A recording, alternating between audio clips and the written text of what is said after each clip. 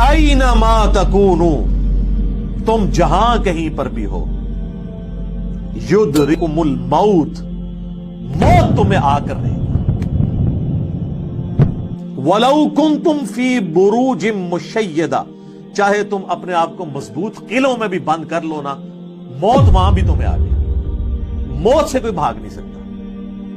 یعنی دنیاوی طور پہ کوئی شخص مضبوط قلعے میں آ جائے کہ مجھے کو مارنے کے لیے اندر نہیں آئے گا، سر باہر سے تو اندر آنے کی ضرورت نہیں ہے، اندر جو کچھ آپ کے اندر ہے وہ آپ کو مارنے کے لیے کافی ہے۔ Heart failure, kidney failure, cancer, کوئی بھی بیماری لگ سکتی ہے۔ باہر کی ٹریفک کو تو کسی حد تک آپ مینج کر سکتے ہیں، لیکن جو اندر چل رہا ہے وہ تو اتنا کمپلیکس نظام ہے کہ ذرا سی بھی آپ کی صرف جو سیلز کی خلیوں کی ڈسٹریبیوشن ذرا سی بھی ڈسٹرب ہو جائے، کینسر بن جاتا ہے۔ اس کے اوپر کسی کا کنٹرول ہے؟ کتنی ینگ ڈیتھس آپ آئے دن سنتے رہتے ہیں۔ باہر کی ٹریفک کو تو آپ کنٹرول کر سکتے ہیں، کسی حملہ آور کو تو آپ روک سکتے ہیں، اندر جو اتنی کمپلیکس ٹریفک ہے، روزانہ میرا دل 1,00,000 دفعہ دھڑک کر 10,000 لیٹر خون پمپ کرتا ہے میری نسوں میں، اس ٹریفک کو کون کنٹرول کر سکتے ہیں؟ 25 دفعہ ڈریسز کرتے ہیں روزانہ میرے گردے، یہ کام کرنا چھوڑ دیں، اس کو کون کنٹرول کر سکتے ہیں؟ 23,000 دفعہ آلموسٹ پھیپڑے سانس اندر کرتے ہیں، اتنی دفعہ باہر کرتے ہیں۔ اب تو یہ کورونا کی وجہ سے لوگوں کو پوچھے نظر ان کو سانس لینا کتنا مشکل ہو رہا ہے، ریکوری ہوتے بھی کئی مہینے لگتے ہیں۔ یہ سانس ہمیں خود لینا پڑ جائے نا یاد کر کے،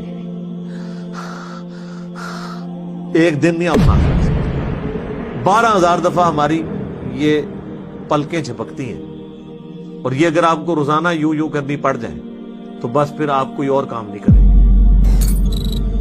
یہی کرتے رہیں گے۔ تو یہ سب کچھ میری مرضی کے بغیر اللہ تعالیٰ یہ سارے معاملات کو لے کے چل رہا ہوتا ہے۔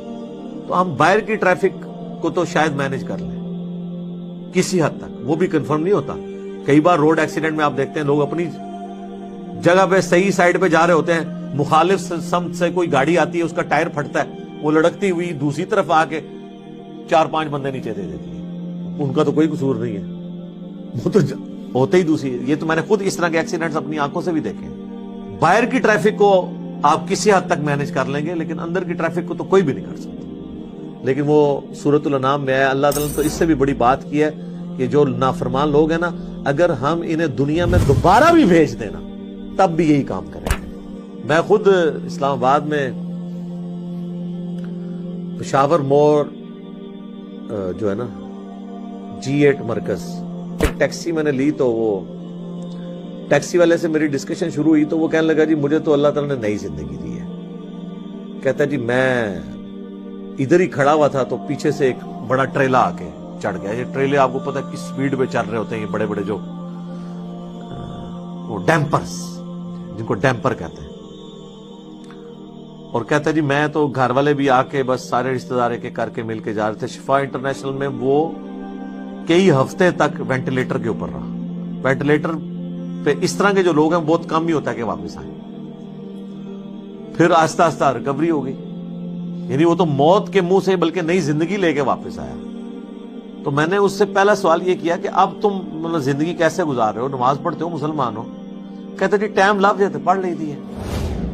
تو میں نے کہا صدق اللہ العظیم، اللہ نے سچ فرمایا، اگر ہم انہیں دنیا میں دوبارہ بھی بھیج دینا پھر یہ وہی کام کریں گے جو یہ کرتے رہے۔ تو اتنا قریب سے بھی موت کو دیکھ کر لوگ جو ہے نا وہ پھر بھی یہ باز نہیں آتے اپنے۔ موت بہت بڑی حقیقت ہے، کاش اس پہ ہمارا ایمان بھی اس لیول کا ہو تو پھر انسان کا قبلہ درست رہتا ہے۔ آپ دیکھیں سورہ البقرہ کے سٹارٹ میں اللہ تعالیٰ نے جو ذکر کیا ہے اہل ایمان کا، اس میں کیا فرمایا؟ والذین یؤمنون بما انزل الیک، وہ ایمان لاتے ہیں جو اے نبی تمہاری طرف نازل ہوا، وما انزل من قبلک، اور جو نازل ہوا تم سے پہلے، اس پہ ایمان رکھتے ہیں۔ وبالآخرۃ ہم یوقنون، اور آخرت پہ یقین رکھتے ہیں۔ آخرت کے لیے ایمان کا لفظ بھی کافی نہیں، اللہ نے سمجھا یقین۔ کیونکہ قبلہ تبھی درست ہوتا ہے جب انسان کو یہ پتا ہو کہ میں نے مر کے کسی کے حضور اکاؤنٹیبل ہونا ہے، جواب دہ ہونا ہے۔